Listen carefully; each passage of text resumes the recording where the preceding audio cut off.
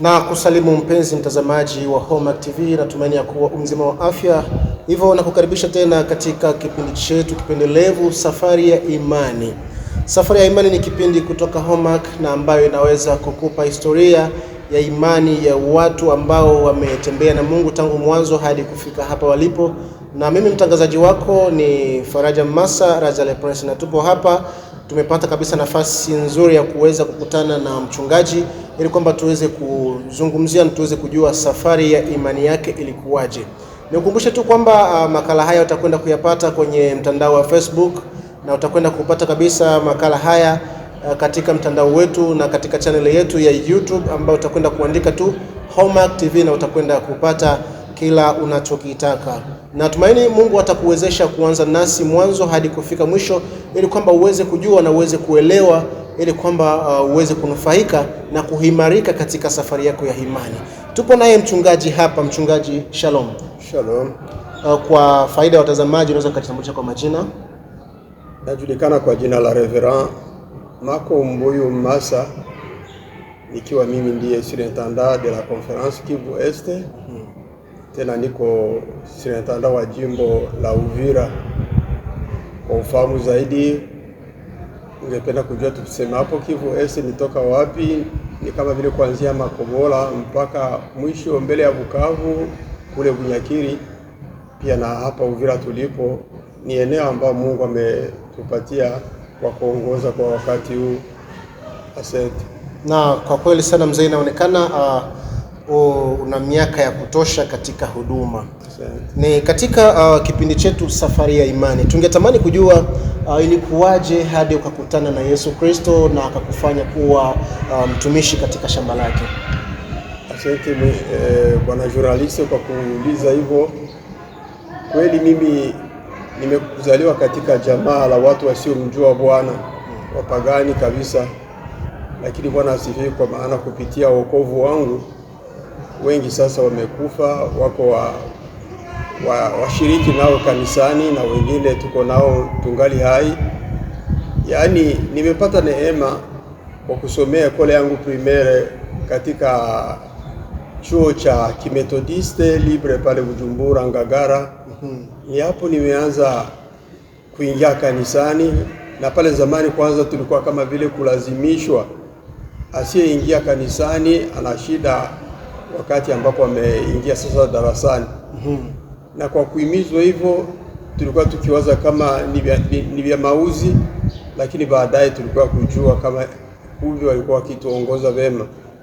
Hiyo mwenendo kupitia kila ambacho tulikuwa tukipata kwenye chuo hivyo kilienda kikanitia utofauti na ujamaa na yenyewe ambao tumezaliwa ndani. Hata na wao katika mambo mamoja wakaanza kutupatia hiyo heshima. Hao ni wa protestao, hawafanyake hivi, hawakunywake pombe, hawagusake hivi ya mamoto ya sigara. Tukashukuru kwa tendo hilo, wakaanza kutuheshimu kwa njia hiyo. Basi mpaka hata jinsi tulivyoendelea tukakuwa watu wazima. Ni hapo nitaweza sema kama wokovu nimeupata kuanzia école primaire kama ninavyosema pale ku Methodiste Libre Ngagara, kwenye nimeanza école primaire. Na kama vile ninavyoshuhudia binafsi, hali hiyo ilinitia kama vile kenye kimenipelekeza kote kwenye nilienda kuishi. Hiyo hali iliishi niko nayo, kwa maana nilikuwa nikishangaa hata na watu wasionifahamu, na bado nilikuwa sijawa jinsi nilivyo, wakiniita pastor kumbe walikuwa wakishuhudia yale ambayo atakayonitokea. Naam. Asante. Ndivyo nimepata wokovu na sasa naendelea katika wokovu wenyewe. Na vipi baada ya wewe kuokoka, familia yako ambao walikuwa watu wasiomjua Kristo walikuchukuliaje wewe kama wewe? Asante tena kwa ulizo hilo. Nakumbuka mwaka wa 1985 wakati nimetumwa kwenda kutumika Kitutu, kwenda kwa mwalimu pale kwenye chuo chetu cha Biblia pa Kitutu, pia kama vile wa chini ya kiongozi Reverend Mbogo aliyokuwa kikaa Bukavu. Ni hapo kabla sijaondoka nilimuomba Mungu wangu, niko naenda katika nafasi ya mbali huko na nikienda kufundisha ni neno lako. ikiwa watu wakikuwa wakiniuliza umeacha naokoa wa nyumbani mwako umewahubiri na wameokoka kwa kuja huku kwetu, niliona kama hilo linikera sana, na kweli nikamwomba Mungu wetu ni mwema, na akajibu. Amen. Akajibu kweli, kwa maana kama vile ninavyo zoezi nyumbani mwetu tangu miaka ya zamani sana, wakati wa jioni tunafanya ibada nyumbani. Ndiyo. Na ni katika ibada hilo la nyumbani, kama vile yeye mzazi, ingawaje alikuwa dini ya Kibaula ama Kibahai kwenye alikuwa akiingia, lakini nilishangaa siku moja nafanya mahubiri humo kwenye ibada la nyumbani, akapiga magoti na mara moja akasema nimeokoka. Asubuhi mimi kuamkia kwenye mapambazuko kuona yeye naye ananifuata. Amen. Nikafurahi sana. Wenzake walitaka kumshambulia kusema wewe unadanganywa na mtoto, lakini nilishukuru ujibu lake lenye alikuwa akiwapatia. Na mpaka sasa nalishuhudia kwa wengi. Alisema kama mimi niliona aliyekuja kuniambia uchange ombe ya mbuyu, asema ufuate ule Mungu anayefuata mtoto yako ambaye ni mimi, huyo ndio Mungu wa kweli. Na ni hapa ameokoka, amekufa, sasa iko Mkristo. Yaani alikutana na Yesu katika ibada la nyumbani. Alikutana na Yesu katika ibada la nyumbani, lile ambao miaka mingi tunaifanya na hata sasa tuipenda sana.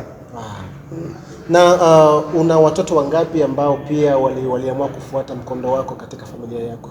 Nina watoto 9 na wote wanafuata huu mkondo wangu. Na katika miaka yote ambao uliweza kumpokea Yesu Kristo kuwa Bwana na Mwokozi wako, ni kipindi gani ambacho ulianza utumishi kama mchungaji wa Methodist? Kama vile nimesema hapo mbele, ni mwaka wa 85 nimetumwa huko Kitutu niende kusimamia chuo cha Biblia. Lakini sasa mimi niko huko tu, nilisikia mara moja walipokuja huko kanisani, huko kwa conference hapa kwenye tuko. Naam. Wao kurudia ndio yeye alinipelekea habari, asema unajua kula habari zako zimesemwa wakijaribu kuangalia hali yako iko namna gani, na waliokuwa pale wakanishuhudia ya kwamba ule kweli anastahili awe mtumishi. Na mara moja hapo kikao kilikubali ya kwamba wale waliojaribiwa pale, na mimi nikajaribiwa. Baada ya miaka 2 nikabarikiwa kuwa shemasi ama diakre kama vile tusemavyo.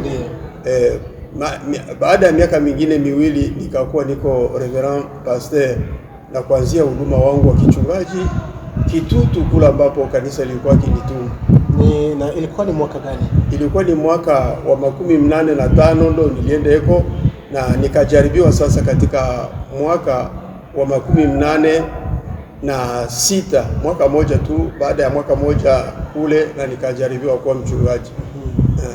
Mtazamaji mpenzi wa Hallmark TV, tupo hapa ni katika kipindi chetu cha Safari ya Imani, ambapo tupo naye mchungaji surintendant wa jimbo la Uvira na surintendant wa baraza Kivu Est, Mheshimiwa Marco Mboyo. Tupo naye hapa, na umesikia kama alivyosema, ni baada ya kumpokea Yesu Kristo kwa Bwana na Mwokozi wake ndipo hata familia yake pia waliweza kuokoka, ikiwemo baba yake ambaye alikutana na Yesu Kristo katika ibada za jioni pale nyumbani. Naam, Mheshimiwa, tupo bado katika kipindi chetu. Tungetamani kujua ni tangu mwaka 1986 umesema kwamba ndipo ulipojaribiwa kuwa mchungaji na hadi ukafikia kurasmishwa kabisa kuwa mchungaji wa parokia. Na ni changamoto gani ambazo ulikutana nazo katika safari yako kuanza mwaka huo wa 86 hadi kufikia sasa? Umekutana na changamoto gani?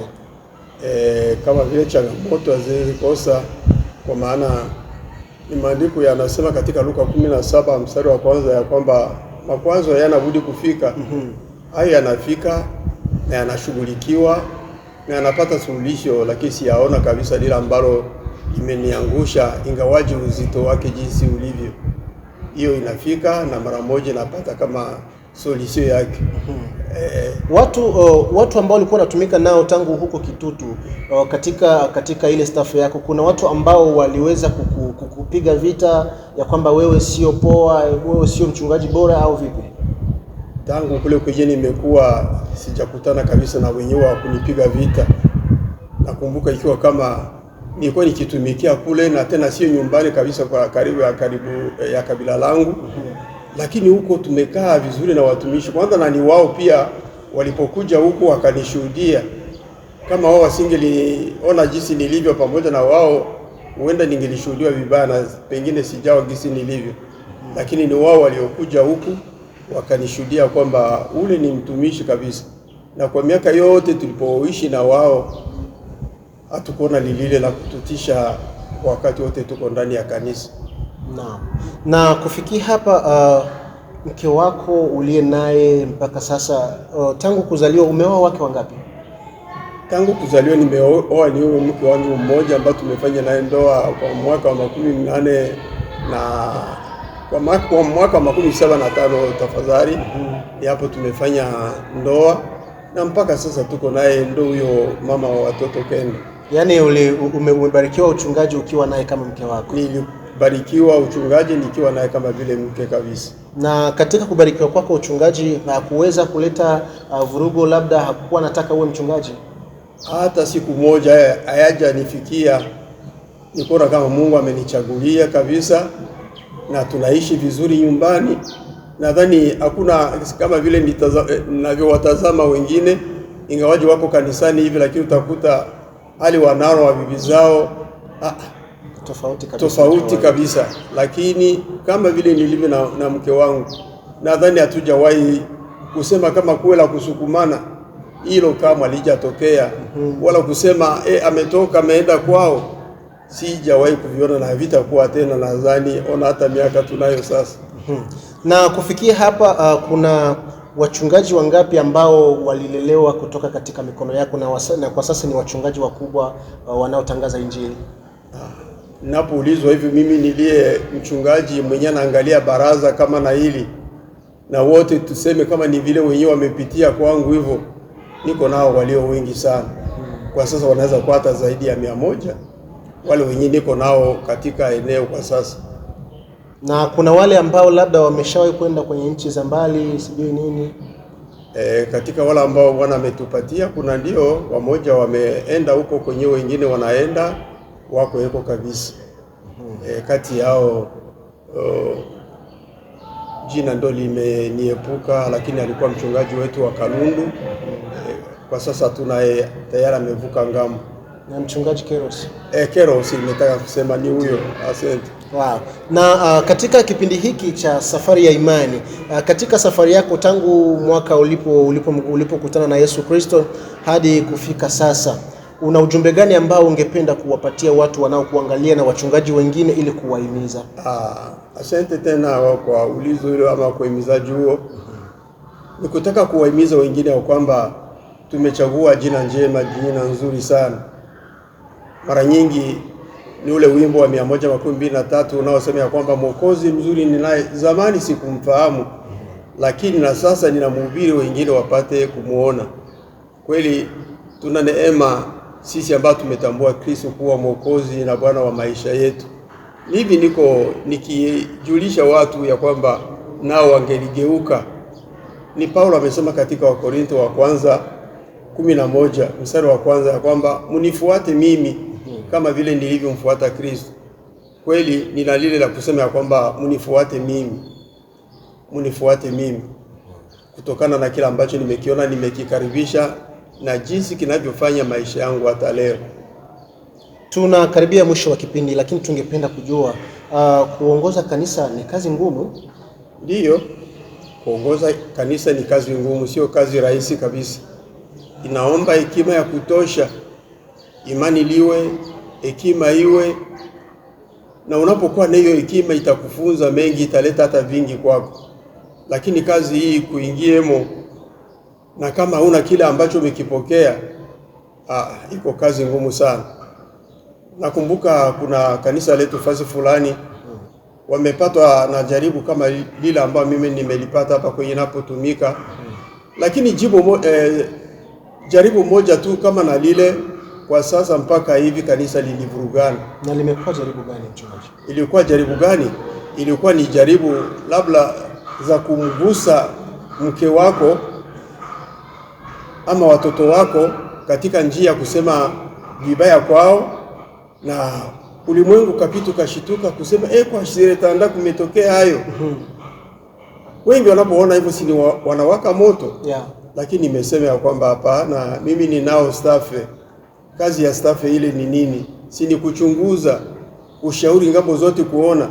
Na kweli baada ya staff yangu kuingilia yale mambo, yameonekana ya kwamba hawana kosa lile ambayo mchungaji labda alikuwa amewafanya. Na nashukuru sasa, ingawaje kanisa liliweza kuchafuka kwa mwezi mmoja tuseme, ila kutokana na kile hekima ambacho Bwana ametupatia, yote yamemalizika kwa salama sana, hata tukakumbatiana na aliyekuwa chanzo cha mzozo huo. Yani nataka kusema ya kwamba wale wanani, wakati ambapo jaribu inapofika, inafaa sasa na wewe mwenyewe ambaye umepata ukutaniwa una kitu kinyume umekutana nacho. Ni Zaburi 18 nadhani nasema, ni Bwana ndiye anifungaye mshipi wa nguvu na naifanya kamilifu njia yangu. Nashukuru kwa maana mizozo haina budi kutokea hata kanisani kwenye muko, lakini kupitia kila ambacho wewe ambao umeokoka unacho, kila jaribu lifike tu litazimishwa. Naam, tunakaribia kufika mwisho kabisa. Mchungaji Makomboyo tupo naye hapa, ni katika kipindi Safari ya Imani, na upo nami Faraja Massa Raja Le Prince, na naendelea kukukaribisha kuendelea kutufuatilia katika hiki. Mchungaji, wewe unasifika sana katika kukariri Zaburi. Hili swala limekuwaje? Asante sana. Kwa hiyo Zaburi nazipenda sana. Kwa muda fulani ilikuwa ni 2018 nilipata shauku hiyo nijifunze Zaburi, na kwa sasa Zaburi karibuni kuanzia 112 zile nyimbo zenye ziko pale hadi 115 Zaburi zote hizo nazifahamu kwa moyo. Ni takriban Zaburi 30 zote umezikariri? Karibuni Zaburi hizo zote na nazifahamu, na si hizo tu, na mashairi mengine ambayo yako hivyo. Ukiangalia umri ulionao na kuweza kukariri Zaburi, ni swala ambalo lina ugumu kiasi fulani hivi. Uliwezaje tu hadi ukafikia kukariri Zaburi? Mimi sikuona hata magumu yoyote, nikiwa nikifanya ile ambayo nimekusudia nikamate, kama vile tulivyokuwa tukijifunza shuleni marecitation. Ni kwa kurudilia, na mara moja naona kama inakamata, na ni hivyo sasa imekuwa kama vile imechungwa hivyo, nikaendelea hadi kufika kwa hiyo 115. Ukitamani kupata video zingine ambazo mchungaji anakwenda kutamkia Zaburi kwa ufahamu, endelea kutufuatilia katika runinga hii ya Homac, utakwenda kupata kila kitu. Mheshimiwa, maneno matatu katika safari yako ya imani ili kwamba kuwahimiza wanaokufuatilia.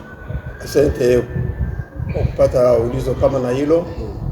Tuko tunahimiza watu, njia ya kwenda mbinguni ni njia njema ambayo sisi tumeijua. Kweli tukijua kwamba njia yenyewe haiko rahisi, inahitaji wewe ambaye tayari umeokoka ujue kama umefanya engagement, na kusudi lako ni kwamba umuone Bwana siku moja, urizike na yote ambayo Mungu wako akuwezesha humo. Zaburi yenyewe kuna verse moja ambayo nitaka kusema, inasema kwamba ni Paulo anavisema, nadhani nasema yote yamekuwa mema kwa anayemwamini Yesu. Ukifransa ndio pale wanasema toutes choses concourent ensemble au bien pour ceux qui aiment l'Éternel. Hiyo verse mimi nakuwa naipenda sana.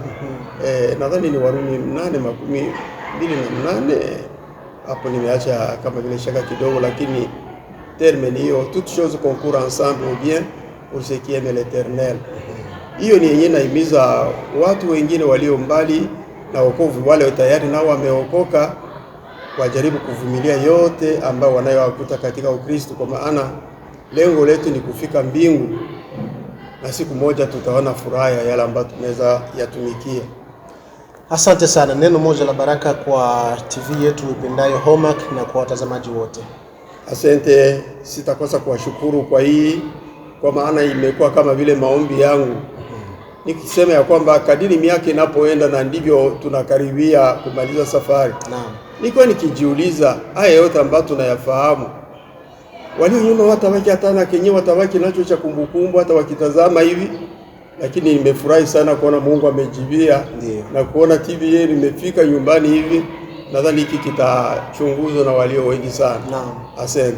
Tunashukuru sana mheshimiwa. Na nyinyi mbarikiwe sana kwa huduma huu. Amen. Asante. Ulikuwa nami tangu mwanzo hadi kufika hapa. Mimi ni Faraja Massa, Raja Prince, na tulikuwa naye mchungaji Reverend Makomboyo ambaye ni mchungaji mkuu anayesimamia baraza la Kivu Est na ambaye anasimamia pia jimbo la Uvira katika shirika la Methodist Huru. Tukutane katika makala nyingine. Bye bye.